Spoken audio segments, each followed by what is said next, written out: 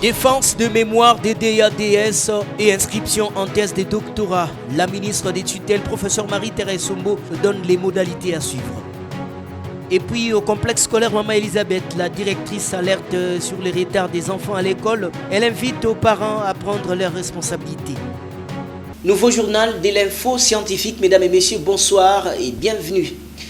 Les apprenants engagés dans l'ancien système sont autorisés à titre exceptionnel à défendre leur mémoire des DADS jusqu'au 31 juillet 2026. Après cette date, aucune nouvelle inscription ne sera admise, aucune soutenance ne sera également acceptée. La décision est prise par la ministre de l'Enseignement supérieur, universitaire, recherche scientifique et innovation, professeur Marie-Thérèse Sombo Safi Mukuna, qui précise que c'est dans le but de garantir une transition harmonieuse vers les nouveaux systèmes doctoraux en République démocratique du Congo. Les détails dans ces commentaires. Les ministères de l'enseignement supérieur, universitaire, recherche scientifique et innovation a publié un communiqué officiel précisant les dispositions relatives à la défense des mémoires des DS, DA et aux inscriptions en thèse de doctorat, conformément à la note circulaire numéro 00D/Miné-Sursis du 15 janvier 2026. Les apprenants engagés dans l'ancien système DS, DA sont autorisés à titre exceptionnel à défendre leur mémoire jusqu'au 31 juillet 2026. Après cette date, aucune nouvelle inscription au DSDA ne sera admise et aucune soutenance ne sera acceptée. Par ailleurs, la patronne de les sursis, professeur Marie-Thérèse Sombo, précise que les détenteurs du diplôme ou d'un titre équivalent peuvent s'inscrire en doctorat jusqu'au 31 mars 2026, selon les conditions prévues par les réglementations en vigueur. Au-delà de ces délais, seules les nouvelles dispositions des écoles doctorales issues de la réforme seront applicables. La ministre invite enfin les établissements d'enseignement supérieur à assumer la diffusion et l'application stricte de ces mesures pour garantir une transition harmonieuse avec les nouveaux systèmes doctoraux en République démocratique du Congo. On change de chapitre. À présent, les parents qui envoient souvent les enfants en retard à l'école perturbent les bons fonctionnements d'apprentissage de ces enfants. L'alerte est de la directrice de l'école primaire du complexe scolaire Maman Elisabeth. Madame Yvonne Kachala invite les parents à une prise de conscience pour un encadrement meilleur de ces futurs cadres de demain. Maintenant là, il est quelle heure? Regarde. Il est quelle heure? Les retards répétés de certains élèves à l'école préoccupent la direction du complexe scolaire Maman Elisabeth. La directrice de l'école primaire de cet établissement, Madame Yvonne Kachala, interpelle les parents sur leurs responsabilités dans l'encadrement scolaire des enfants. Selon elle, la relève de la République dépend d'un bon encadrement des enfants. Or, l'arrivée tardive des élèves perturbe les bons déroulements des cours. Cette histoire nous préoccupe vraiment. Ça nous écoeure. On se demande pourquoi nos enfants viennent toujours en retard.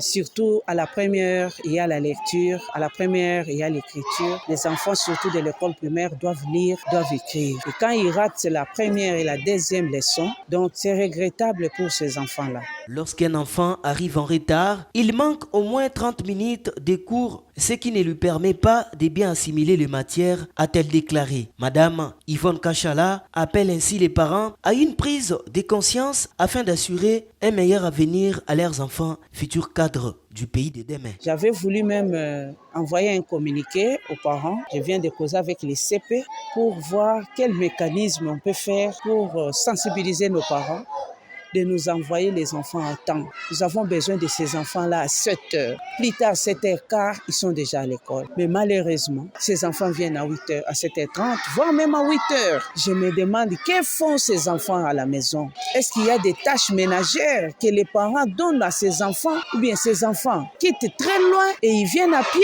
Chers parents, je vous en prie. Chers parents, veuillez nous envoyer les enfants à temps. Les enfants ici, c'est le Congo de demain. La directrice rappelle enfin que chaque parent a la responsabilité de prendre cette situation en considération pour garantir une éducation de qualité aux enfants.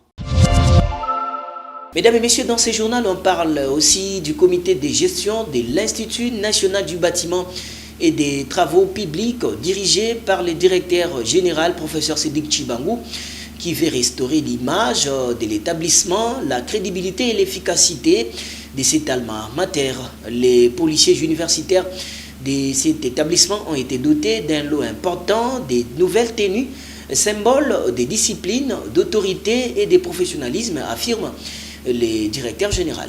L'Institut national du bâtiment et des travaux publics INBTP vient de franchir une nouvelle étape dans sa politique de modernisation. Les policiers universitaires de l'institution ont été dotés de nouvelles tenues, symboles de discipline, d'autorité et de professionnalisme au service de la communauté académique. Cette initiative s'inscrit dans la dynamique de modernisation et de redynamisation de l'INBTP impulsée par les comités de gestion dirigés par les professeurs Dr ingénieur Cédric Chibangou. Un leadership visionnaire qui place l'ordre, la sécurité et la dignité institutionnelle au cœur de son action. À travers cette dotation, les comités de gestion de l'INBTP réaffirment son engagement constant à restaurer l'image, la crédibilité et l'efficacité de l'Institut. Mesdames et messieurs, quittons l'INBTP pour parler de l'université de Kinshasa, plus précisément dans la faculté des sciences pharmaceutiques, où une thèse de doctorat a été soutenue publiquement ce jeudi 22 janvier. L'auteur de la recherche et le chef de travaux, Mavanga Mabaya Timothée, une recherche qui a valu à l'impétrant les grades de docteur en sciences pharmaceutiques. Junior Murumba était là. Monsieur le chef de travaux Mavanga Mabaya Timothée a réussi avec la mention grande distinction. La faculté des sciences pharmaceutiques de l'université de Kinshasa poursuit le renforcement de son corps académique. Le jeudi 22 janvier 2026, elle a accueilli la soutenance publique des thèses de doctorat du chef de travaux Mavanga Mabaya Timothée dans la salle de la bibliothèque numérique de l'UNIKIN. Cette recherche porte sur le développement, la validation et l'application des méthodes analytiques non pharmacopées appliquées aux médicaments commercialisés en République démocratique du Congo. L'auteur précise que l'objectif principal de ce travail est de contribuer à l'amélioration du contrôle de la qualité des médicaments disponibles sur le marché congolais à travers l'utilisation des méthodes analytiques alternatives reconnues et approuvées. Soutenue avec brio, cette thèse de doctorat a été sanctionnée par la collation des grades académiques avec la remise des insignes et diplômes, conférant ainsi à Mavanga Mabaya Timothée la pleine jouissance de son nouveau titre de docteur à thèse.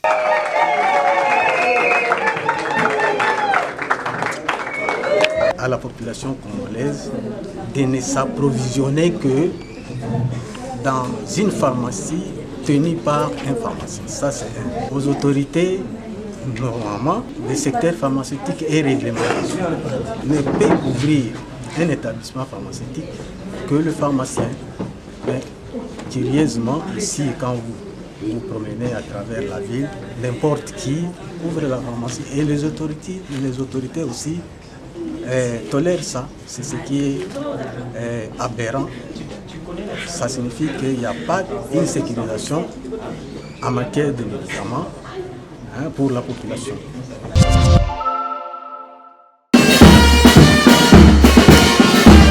À l'occasion de la célébration du 20e anniversaire de la Fédération pour la paix universelle, l'université de Kinshasa a accueilli le 17 janvier 2026 les cadres de cette organisation pour la cérémonie d'installation du recteur de l'UNIKIN, le professeur Jean-Marie Kayembe Tumba, en qualité de président de l'Association internationale des académiciens pour la paix. Cette cérémonie solennelle, animée par le professeur Jean-Paul Mbouya Koutoumissa, a réuni des représentants des institutions académiques, des membres de la FPI, le corps professoral, ainsi que des représentants des institutions de la République démocratique du Congo. Réunis autour du thème « La sagesse académique au service de la paix durable et de vivre ensemble », les participants ont échangé sur la promotion des valeurs morales universelles, la construction d'une société solide, l'harmonie entre les nations, ainsi que le renouveau de l'Organisation des Nations Unies. C'est qu'a déclaré M. Samuel Makenda, secrétaire général de la FPI. Et aujourd'hui, nous avons lancé pour les académiciens, et l'honneur revient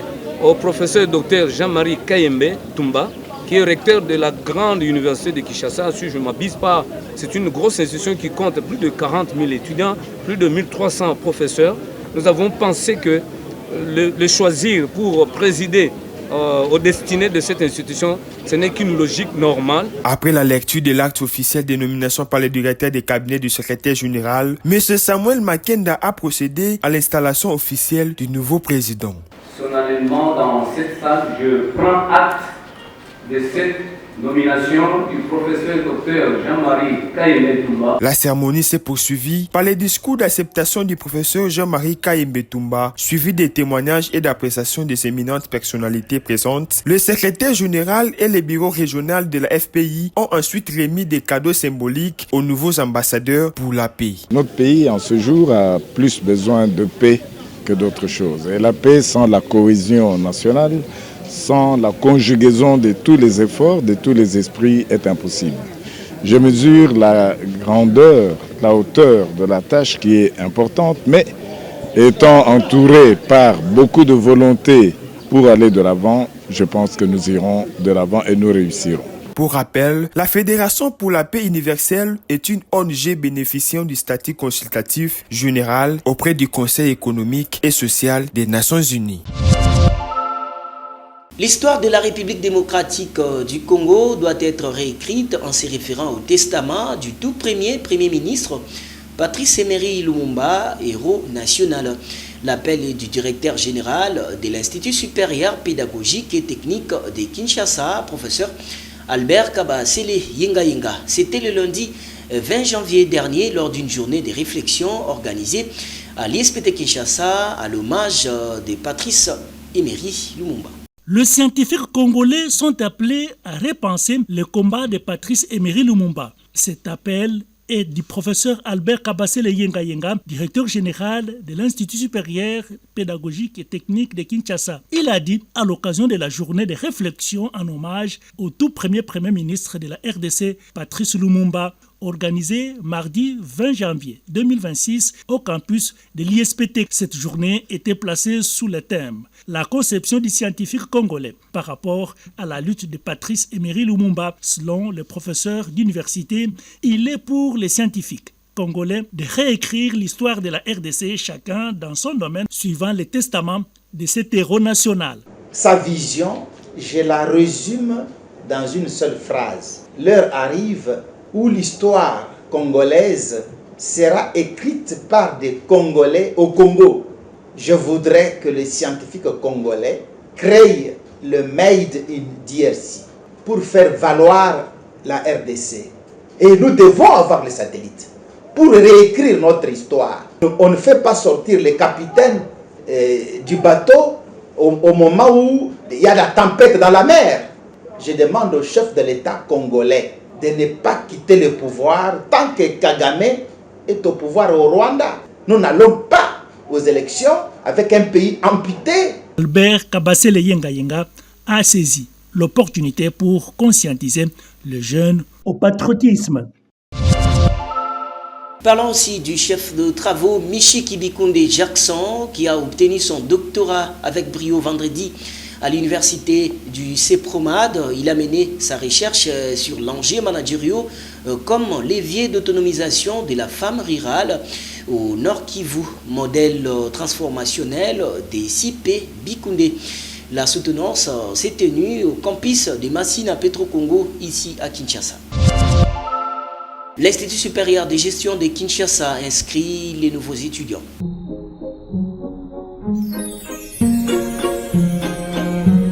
Bienvenue à l'Institut supérieur de gestion de Kinshasa IETSGEKIN, un établissement privé catholique agréé depuis 2004 par les ministères de l'enseignement supérieur et universitaire qui accompagne la vision du président de la République axée sur la gratuité de l'enseignement. IETSGEKIN forme l'élite de demain dans le strict respect du système d'enseignement licence, master et doctorat LMD. Inscription ouverte pour l'année académique 2025-2026. Frais d'inscription $10 américains et pour les frais académiques $35 par trimestre. À l'Institut supérieur de gestion de Kinshasa, étudié dans les meilleures conditions avec des auditoires modernes, bibliothèque fournie, salle d'informatique bien équipée, laboratoire médical, logement disponible pour les étudiants venus de loin. Nos filières: assistance sociale, gestion des ressources humaines, développement communautaire, management et gestion des affaires, marketing, gestion informatique, sciences infirmières et hôtellerie, mais aussi secrétariat comptable et gestion du patrimoine. Avec l'ISGEKIN, obtenez un diplôme reconnu, accédez à l'emploi ou entrer entreprenez avec confiance grâce à nos partenariats avec les universités étrangères. Notre adresse, avenue Benteke, numéro 10, Macampagne, commune d'Ingalima, à l'Institut supérieur de gestion de Kinshasa. Une formation accessible, un avenir assuré. Bienvenue à tous.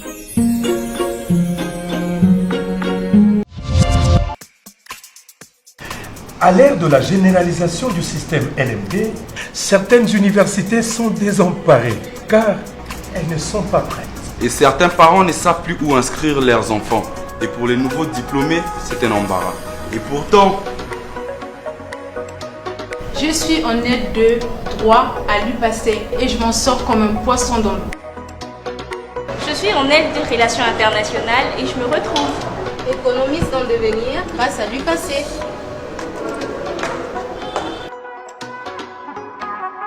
LMD, c'est ici. LMD, c'est l'UPACE. Pas d'hésitation ni tergiversation. L'UPACE vous attend. Inscrivez-vous dès maintenant à la faculté de votre choix et étudiez en toute sérénité et dans le respect des normes du système LMD. L'Université panafricaine du Congo UPACE vous ouvre ses portes dans les filières suivantes. Faculté des sciences et technologies, faculté des sciences humaines, faculté des sciences de la santé et faculté des sciences de l'information et de la communication. Avec plus de 14 ans d'existence en RDC, l'UPACE vous offre un environnement d'apprentissage international, des enseignements innovants, une recherche de haut niveau et des formations de qualité, les tout dans des classes à effectifs réduits favorisant une interaction optimale. C'est une université africaine créée par les Africains et gérée par les Africains de la République démocratique du Congo. C'est pour nous une fierté.